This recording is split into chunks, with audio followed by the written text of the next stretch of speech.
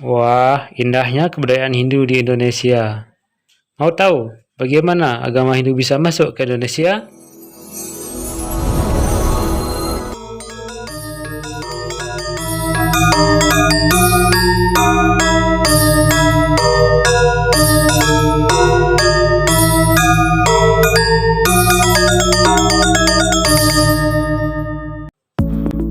Om Swastiastu. Hai para pelajar, apa kabar kalian semuanya? Semoga semuanya sehat-sehat saja. Kembali berjumpa bersama dengan saya pada pembelajaran Pendidikan Agama Hindu dan Budaya Betawi. Bersama saya Gede Pasartana, Guru Agama Hindu di SMA Negeri 1 Kuta Selatan. Pembelajaran kali ini kita akan membahas tentang sejarah perkembangan kebudayaan Hindu di dunia. Namun sebelum kita akan mulai, kita berdoa dulu supaya kita selamatkan sukses dalam pembelajaran. Tangan di depan dada, sikat Amustikarana, berdoa mulai. Om Narayana, Om Saraswati Jaya, Om Abhidhammastu Namasidam. Semoga yang memberikan keberhasilan dalam pembelajaran. Doa selesai. Ya, baiklah kita akan lanjutkan. Sebelum kita akan menuju pada materi, Bapak akan menyampaikan tujuan pembelajaran kita hari ini. Tujuannya adalah peserta didik dapat menjelaskan teori-teori yang menjelaskan mengenai masuknya agama Hindu ke Indonesia.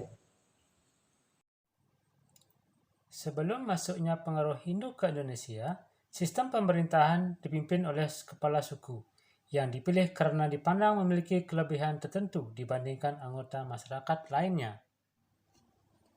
Dengan masuknya agama Hindu ke Indonesia, terjadi perubahan dalam tatanan sosial masyarakat Indonesia. Perubahan dari religi kuno ke dalam kehidupan beragama dengan memuja Tuhan berdasarkan kitab suci Weda. Agama Hindu dinyatakan masuk ke Indonesia pada abad keempat Masehi. Ini dapat diketahui dengan adanya bukti tertulis dari benda-benda purbakala, yaitu 7 buah yupa, peninggalan kerajaan Kutai di Kalimantan Timur. Mengenai masuknya agama Hindu ke Indonesia, ada 5 teori yang menjelaskan tentang hal tersebut. 1. Teori Brahmana. Teori ini dikemukakan oleh Jacob Cornelis van Leur atau J.C. van Leur, berisi bahwa kebudayaan Hindu dibawa oleh para Brahmana yang diundang oleh para kepala suku agar mereka dapat mensahkan atau melegitimasi kekuasaan mereka sebagai kepala suku di Indonesia, sehingga setaraf dengan raja-raja di India. Teori ini mendapat sanggahan karena raja di Indonesia akan sangat sulit mempelajari kitab Weda, dan ada pula aturan bahwa kaum Brahmana tidak diperbolehkan menyeberangi lautan, apalagi meninggalkan tanah kelahirannya.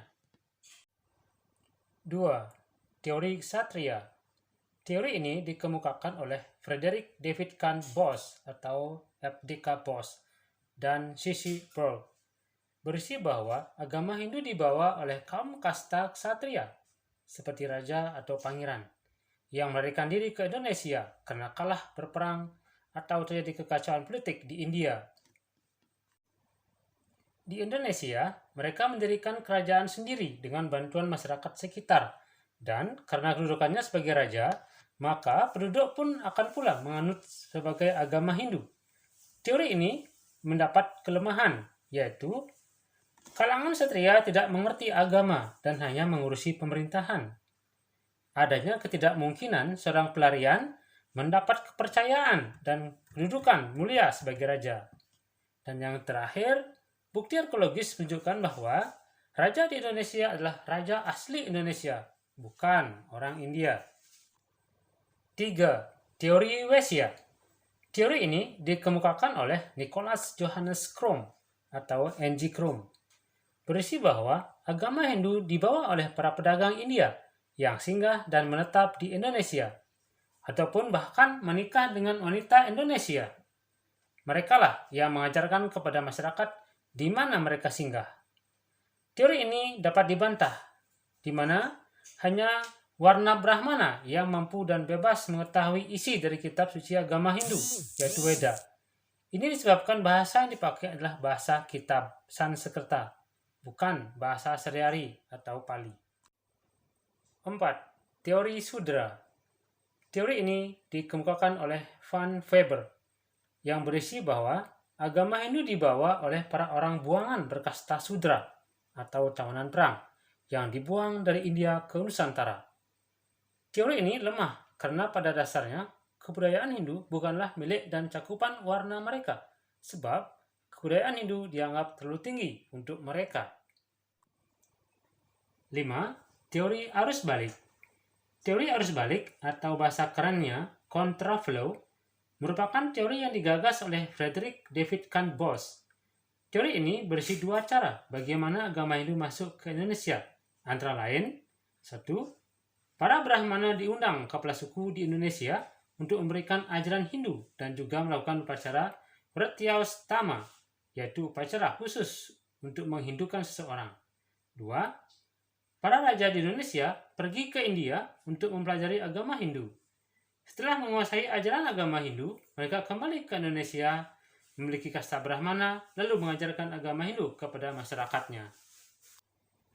Kesimpulannya, dari keseluruhan teori yang telah dikemukakan oleh para ilmuwan tersebut, teori Brahmana adalah teori yang paling tepat dan dapat diterima karena segala upacara keagamaan Hindu dalam kehidupan di masyarakat cenderung dimonopoli oleh kaum Brahmana, sehingga hanya Brahmana yang mungkin menyebarkan agama Hindu.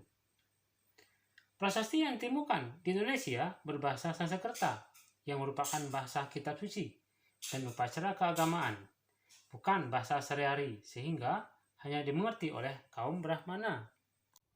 Sedangkan teori-teori yang lainnya masing-masing memiliki kelemahan tertentu dan kurang sesuai dengan situasi dan kondisi daerah yang dituju, serta sifat-sifat Hindu itu sendiri. Demikianlah pembelajaran kita hari ini. Bagaimana? Bisa dipahami? Ya, semoga bermanfaat untuk kalian semuanya. Untuk mengakhiri pembelajaran kita hari ini, kita akhiri dengan doa dan pramusanti. Tangan di depan dada, berdoa, mulai. Om Dewasuk semua para mahacitya namah swaha sarva karya prasidanta. Om Santi Santi Santi. Om